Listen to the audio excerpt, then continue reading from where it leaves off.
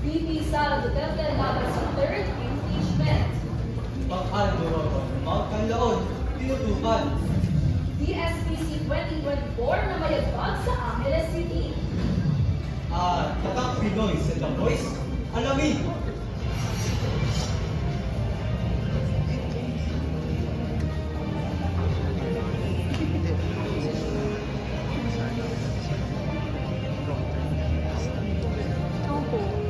Kaya we never did that anymore na, ma'am, eh.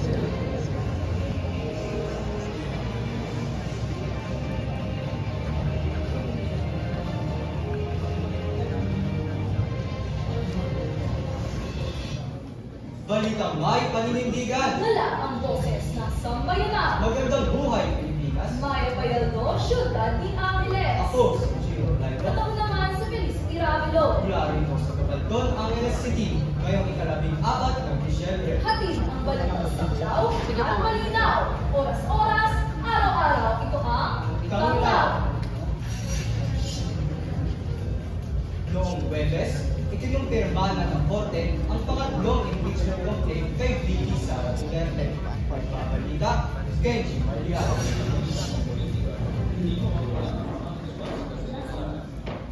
Lagi nakatuntong sa balita si Manong Ernesto. Aminado siya na laganap ang korupsyon sa pamamahalaan. Yes po, pero mahina lang. Noong Lunes, patatlong nag-file ng impeachment complaint laban kay Duterte ang kailang religious groups.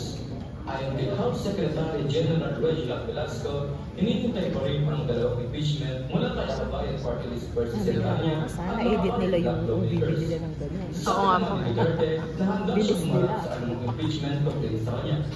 Maging ang mga katanungan ukol sa confidential funds. Tanglang ng bayan, Kenji Mayan.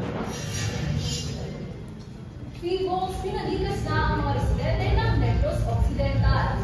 Ayon sa Philippine Institute of Volcanology and Seismology, patuloy pa rin ang pag-alboroto ng Mount Canlaon na ngayon nasa alert level 3 na. Nakapagdala na rin ang Fibos ng 31 volcanic earthquakes at 4,121 tons ng sulfur dioxide magmula December 10 Zero. 2011. Nagdulot ito Yung hawak mo ng papel. ng hangin na masama sa kalusugan ng mga mamamayan.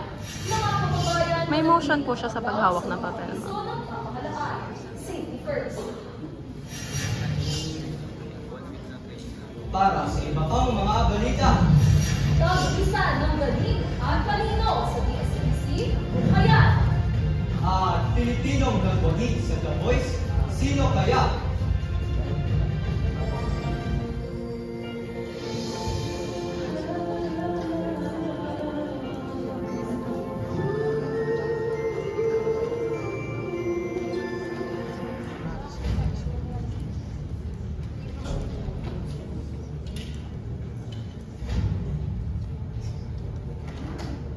Shit. I'm thinking it's explosion. Wastong kaalaman ay kaligtasan. Huwag kalimutang sundin ang pamantayan.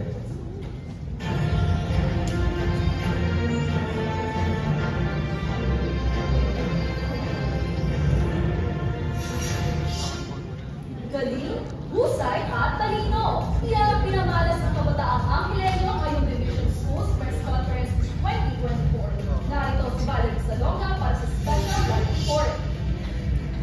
Yes, very dito sa Angeles City. Ganda sa camera nito ni Valerie. Totoo, ma'am. Journalism, ang mga estudyante mula sa iba't ibang paaralan sa Angeles City. Ang ganda niya sa camera, no?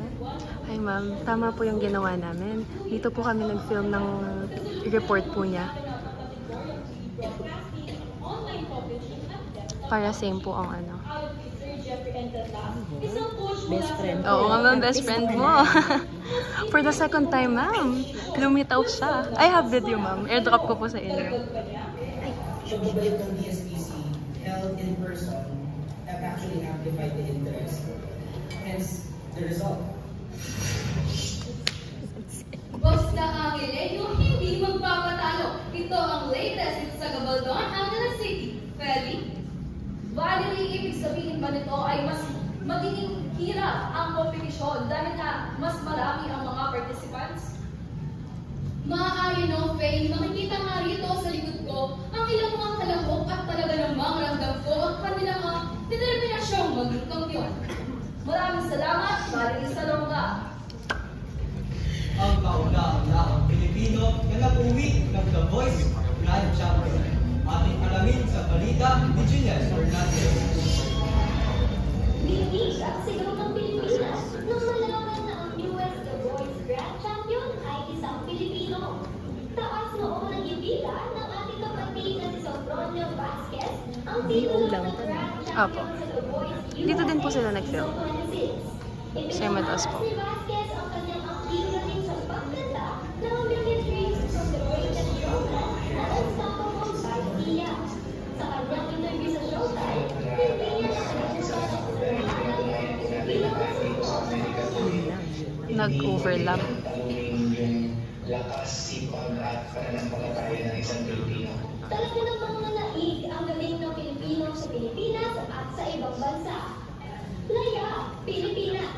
Tumatanglaw sa latest balita, Jeanette Fernandez. At iyan ang mga balitang dapat mong malaman. 6:20 na po, sumobra.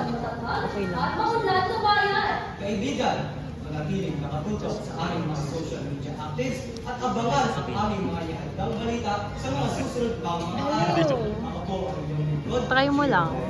Late ka na nga. Ano daw? Gusto niya na daw po umuwi. Pasko na. Yes, ready. Manatiling alerto ngayong